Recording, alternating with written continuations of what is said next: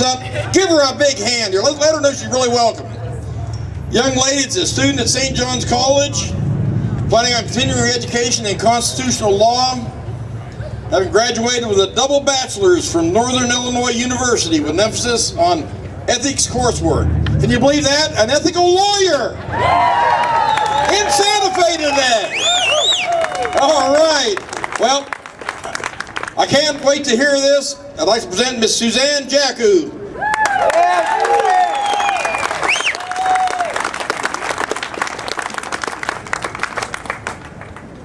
We hold these truths to be self-evident, that all men are created equal, and that they are endowed by their Creator with certain unalienable rights, that among these are life, liberty, and the pursuit of happiness. Within the founding documents, the concepts of liberty and equality play major roles. However, some political scientists have suggested that too much of one may result in a deficit of the other. There does nevertheless seem to be a delicate balance that can be established between the two. How do liberty and equality interact in this nation's founding documents and in the everyday workings of government?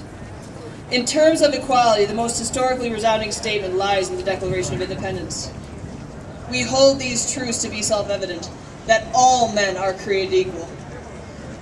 But what does that statement mean? Initially, the application was extremely limited, but has been expanded over time to include all citizens of the United States. One of the founding fathers, Hamilton, saw this progression as a natural extension of the desires of the people. He viewed equality as much as a benefit of a republican society as a threat to it, foreshadowing the debates we're facing today. The Constitutional Convention had a clear goal of maintaining equality at creation, or initial equality, reflected in the founding documents, and were very protective of this concept.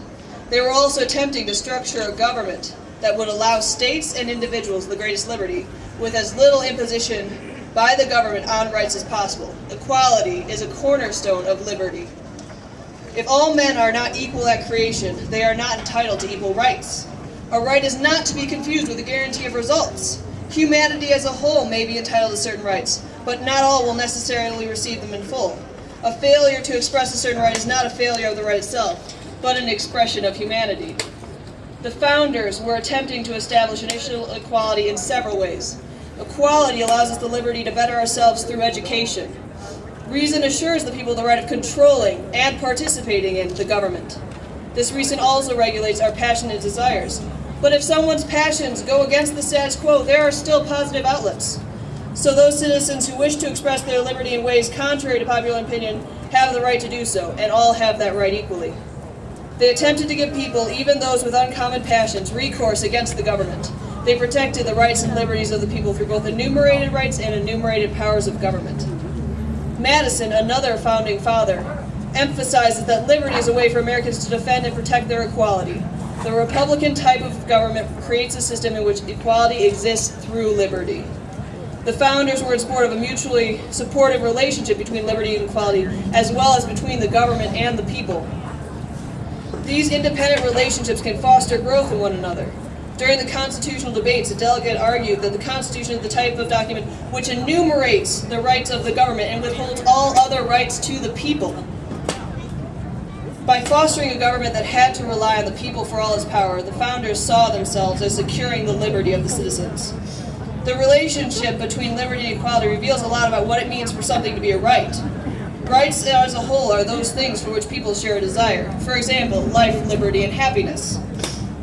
Natural rights are those rights that come from our Creator and we naturally strive for. Even in those countries where the natural rights of man are denied, there is usually a clear struggle to secure them. Since natural rights come from a higher power and not the government or a social contract like the Constitution, they cannot reasonably be taken away from a government, only suppressed. Non-natural rights are those rights that come from a social contract.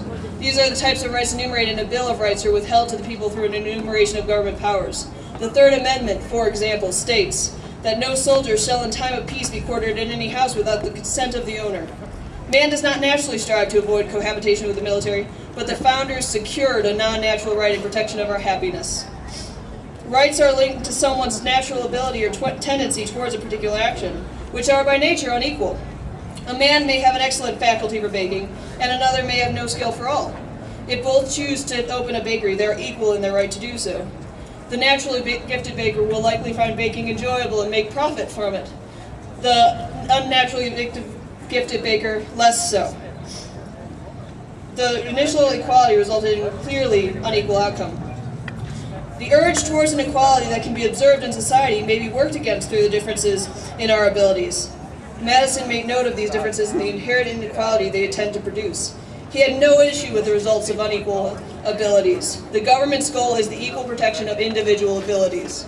This reveals a characteristic of the equality that the government is designed to seek.